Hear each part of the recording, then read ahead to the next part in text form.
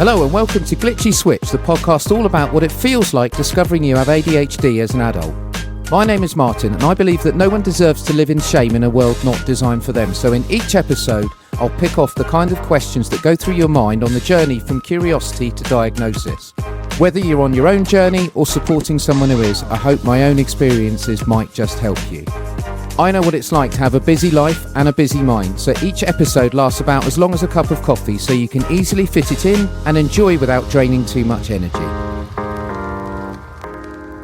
Welcome back. First of all, I'm just so humbled by your reactions. I've enjoyed our chats. I'm so glad you have too. The messages and comments have all been brilliant. Just so happy. Thank you very much. Last time we talked about how it felt as the recognition that I was an ADHD person started to sink in. I dropped in a couple of spoilers, and apologies, they were slightly more spoilerish than intended, but I got a bit carried away, about the reactions of other people. And a lot of those reactions come from my being open on social media of various different kinds. This time I thought I'll just dig into that in a little bit more depth and just add a little bit of colour to it. So I think there's what I would call a couple of different types of reaction that you get through social media. So the first is what I would call primary impacts. So what you see straight away. I mean, social media, like it or loathe it, is kind of how most messages, whether they're personal or corporate or societal or whatever else it is, gets out these days. When you put something like I did on LinkedIn, I put a link to a Medium post saying I have ADHD, you're going to get a major reaction in the comments. Of course you do. I mean, it's why people do LinkedIn. I mean, let's all be honest, right? It's lovely and it's affirmative, and people said lots of the right things, which I absolutely needed at the time to feel a sense of vindication, don't get me wrong.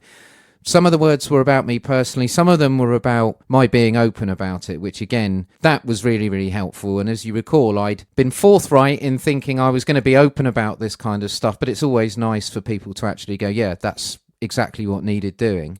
But the thing I took away from it in the end is having built all this stuff up in your mind and you get this load of reactions, you realise how fleeting it is. Social media reactions are a little bit like a sugar rush. It feels really good in the moment, but you return pretty quickly back to the same state that you were in before, or possibly feeling a little bit sordid for having got caught up in it. You soon realise that actually other people have got many, many other things going on in their lives, and actually the support is great, but they're soon going to scroll on and get on with their lives and various other things. The most interesting reactions by far are kind of what I would call the secondary reactions. So they're not the immediate comments and likes and various other things, but they're the sort of the ripples in the pond, to use a metaphor, if you like. I hadn't realised how many people were actually thinking about this stuff, and when they'd seen my post, it had started the cogs in their mind sort of whirring, and it did take a little bit of time for those reactions to kind of come out. I'm going to give you a couple of examples of that. So the first one is from a friend of mine, a really dear friend of mine, got in touch. I've known them for over 30 years doing the mental arithmetic. We've not seen each other in a little while, but it's one of those friendships where we'll always be close. We had such a good bond when we were younger that it will always be there, and we'll always be there for each other. When we get together, we more or less always carry on where we left off, really. Our relationship hasn't kind of changed in sort of how we talk to each other, even though, we've both gone off and got married and various other things. We more or less talk how we've always talked. Not a lot's changed. The contact was kind of out of the blue, so I hoped everything was okay. They sounded quite serious when they got in touch. Anyway, we agreed to meet for lunch. And we sort of chatted around a little bit, a bit of small talk, waiting for the food to arrive, waiting for the drinks to arrive. The food and drink arrives, and then they bring it up. Oh, I read your blog post about your diagnosis, and I thought I would get in touch because I just didn't recognise the person that was writing the blog that I knew all those years ago. I mean, I knew that your brain kept going over and over and over and just wouldn't stop, but that was kind of about it. I mean, could you tell me a little bit more about it? And so I said, yeah. And I basically went into the story that you and I have chatted about the last couple of times or so that we've got together. And I also explained some of the traits and signposted a few specific things and sort of tied them back to the experiences that we'd shared together. Now, that wasn't really the interesting part. The interesting part was our relationship changed at that point. They went on to explain that they'd had their own mental health struggles for a few years. They also talked about some things from their own past with an openness that, despite our friendship, I'd never heard them use before. They'd certainly never been this vulnerable with me before. They were older, so I always sort of looked up to them as a bit of a role model, I guess, and I suspect they felt that they had to perform that strong role in all our conversations from there on. But on a friendship of 3 decades, one of the closest actually got closer, and it was incredible. Along those lines, I was actually then talking to a neurodiverse colleague not long afterwards. The first time we met, we weren't familiar with each other and we were just getting to know each other, and they said they were a neurodiverse person, not ADHD, something different. But they then proceeded to talk in some depth about the impact of neurodiversity on them and some of their traits, one of which was that they didn't trust easily. And I thought, wow, I'm really glad you're sharing. But I thought to myself, well, it doesn't feel like you don't trust people. And I sort of said, well, you said to me that you don't trust easily. I'm surprised you're being this open with me. Oh, well, I looked you up and I read your blog and I figured if you're prepared to be that open with people, I can trust you. Wow, okay. So we're not in the realm of old friends, just hearing something new. We're actually into the realms of meeting a new colleague at work and then changing their approach from the get-go based on my being outwardly open about my ADHD. Now, as a colleague and a people leader, so managing people at work, I've always been really, really open because I think actually openness begets openness, and I'd like to think that's one of the things that's caused me to have sort of good relationships and things like that at work. But again, in this particular case, I'd made a conscious choice and it had changed a new work relationship forever, and that was new. I talked a little bit last time, probably too much, as I say, about how others had got in touch responding to my videos. I had other ADHD people following up. Some were really open about it and talked openly in front of other people about it. Other people pulled me to one side for a private chat, and I sensed from a few that they'd been really kind of wrestling with themselves. The best time was at a works event when, at an evening thing, a colleague who I've known for well over a decade sidled up to me and whispered in my ear, "We share a superpower, you know."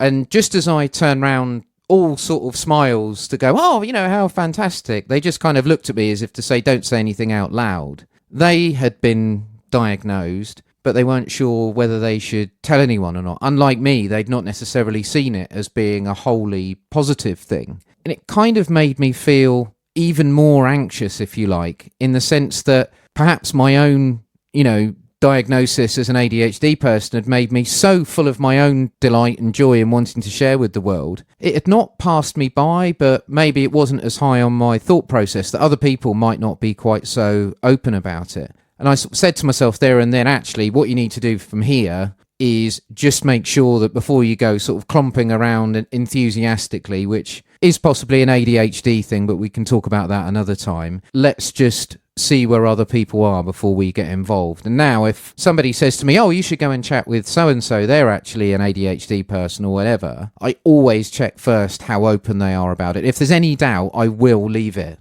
But I have to say, I do steal that superpower line. That was really, really good. And that person knows who they are, and I can't thank you enough for it. Anyway, every time somebody does talk to me about it, my life feels a bit richer for it. And it's like there's a bond, like we're in some kind of special club. I don't know, like we've got invisibility cloaks or something like that only we know about. And it's a lovely feeling. They say actually neurodiverse people sort of flock together, and I think that's so true. A few old friends who'd been diagnosed actually told me after they'd heard about my diagnosis, and in every case they were people who, for reasons I could never quite explain why, I'd always felt a particular connection to but couldn't quite work it out. One of them was the person I told you about before, who sent me a poem that I told you about. I saw them the other week and they still haven't shown that poem to anyone else, which made me feel, well, really quite humbled all over again. But you can also spot it in other people quite quickly, I discovered as well. There's like an energy that you can kind of see, and I think other people can kind of see it on you as well. I've had a few people kind of break cover and ask, completely unprompted as well, which is quite unusual for me. It's like, I don't know, it's like two cogs that just mesh together a little bit more easily than maybe some others do. The other thing I noticed was that people started to come to me with their kind of mental health worries and life worries in general, looking for sort of counsel and advice, particularly on things like stress and anxiety, a little bit about neurodiversity, people curious. There were things that they'd seen and heard me talking about with ADHD. I don't know, it just seemed that people felt, again, because I'd been open and made myself vulnerable, that they were happy to just come and talk to me in the round about things. And I'm no doctor, just to be absolutely clear, and as you can see from the disclaimer on the episode, but I found that incredibly humbling. I love to help people, and that feeling of reward, and as we'll find out when we chat together, the sense of reward is something that ADHD people chase, spoiler alert again, but that sense of reward meant that as well as my digesting being an ADHD person as part of my new identity, I actually felt sure that being an ally and champion for the neurodiverse would now be a part of it too. I'll just finish up by saying I did also learn about what not to say to an ADHD person as well. I think some people don't really know how to react when you tell them. So, and this may be a British thing actually, I think they feel obliged to just sort of fill the space, but they don't always say the right things. So I'm not going to do what I did last time, which is say, oh, I'm giving you a spoiler and then tell you everything. But if you really want to know what to say to annoy an ADHD person, join me next time and find out. Thanks for listening. Don't forget to subscribe. You can get in touch via glitchyswitchpodcast@gmail.com with your thoughts and suggestions of things you'd like to hear about. You can also follow me on @glitchyswitchpodcast on Instagram for more on ADHD life and to find out what's coming next.